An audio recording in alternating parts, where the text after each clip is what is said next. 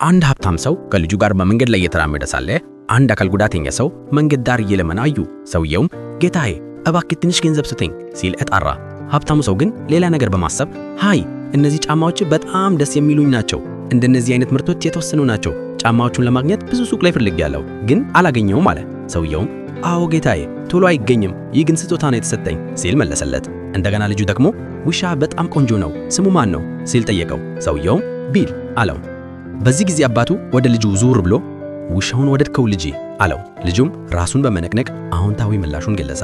አባትየው መልሶ እንግዲያው ስለ ገንዘብ አንድ ነገር ላስተምርህ ብሎ የተወሰነ ገንዘብ አውጥቶ ለአካል ጉዳተኛው ሰውዬ ጫማህንና ውሻህን ልግዛህ እፈልጋለሁ ስንት ነው አለው። ሰውየውን ፊቱን አጨፍጭጎ በጭራሽ ሚስቴንና ልጄን በአደጋ አጥቻለሁ ቢል ብቸኛ ቤተሰቤ ነው የሚሸጥ አይደለም ሲል መለሰ።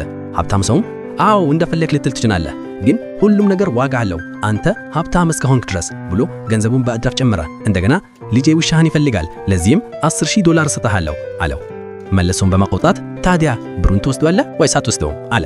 ይህኔ ልጁ በእርጋታ አባዬ ሌላ ውሻ ማግኘት እንችላለን ሲል ተናገረ። አካል ጉዳተኛው ሰውዬ ግን አሁንም አይሆንም ጌታዬ፣ ገንዘብ ሁሉንም ነገር መግዛት አይችልም አለው። በዚህ ጊዜ ሀብታሙ ሰው በጣም ተናደደ። እኔ እየለመንኩ መሰለ እንዴ? እንደዚህ ያለ ገንዘብ በህይወት ዘመን አይታ አታውቅም በማለት ውሻውን ቀምቶ ከልጁ ጋር በፍጥነት ሄደ። ሰውየውን በመንገድ ላይ አግመቢስ ሆኖ ቢጮህም ሰሚ አጣ። በዚያ ምሽት ልጁ ከውሻው ጋር ሲጫወት ያ ምስኪን ሰው ምን ያህል ብቸኛ እንደሚሆን አሰበ። በማግስቱ ጠዋት ውሻውን በጸጥታ ወደ ትክክለኛው ባለቤት መለሰው። አባቱም በዚህ ድርጊቱ ተገርሞ ምንድነው ያረከው ብሎ ሲጠይቀው ልጁም ለመለሰ አባዬ ሁሌም ደስተኛ መሆን እንደምንፈልግ አውቃለሁ፣ ነገር ግን ለራሳችን ደስታ ሲባል የሌሎችን ህይወት ማብላሸት ትክክል አይደለም አለው። አባቱም ስሜቱ ተነክቶ ዋው በህይወቴ አንድ ነገር አስተምረኸኛል ልጄ አለው።